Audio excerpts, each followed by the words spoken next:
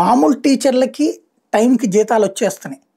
అదే సందర్భంలో MTS minimum time స్కేల్కి సంబంధించిన టీచర్ సూసైడ్ చేసుకున్నటువంటి ఉదంతం ఇది.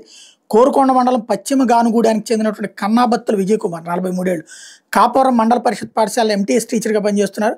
మే నెలలో జీతాలు అందకపోవడంతో అప్పుల పాలై ఆర్థిక సమస్యలతో మానసిక వేదనకు గురై ఆదివారం రాత్రి ఇంట్లో సీలింగ్ ఫ్యాన్ హుక్ ఊరేసుకుని ఆత్మహత్య చేసుకున్నారు.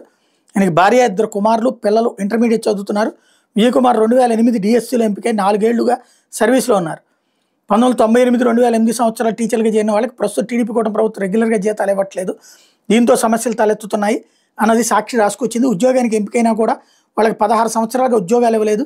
జగన్మోహన్ రెడ్డి ముఖ్యమంత్రి అయిన తర్వాత 98, 2008 సంవత్సరాలు డిఎస్సీకి ఎంపికైన అభ్యర్థులకు ఎంటీఎస్ టీచర్గా అవకాశం కల్పించారు. కూటమి ప్రభుత్వం వచ్చాక వీళ్ళకి సరిగా వేతనాలు ఇవ్వడం లేదు. వాళ్ళలో పలువురు వయసు రీత్యా వివిధ వ్యాధులతో బాధపడుతున్నారు. ఈ పరిస్థితుల్లో పలువురు రిటైర్మెంట్ వయసుకు చేరుకుంటూ కుటుంబ పోషణ కష్టమై ఆర్థిక సమస్యలతో ఆత్మహత్యలకు పాల్పడుతున్నారు అన్నటువంటి వార్తని హైలైట్ చేసింది.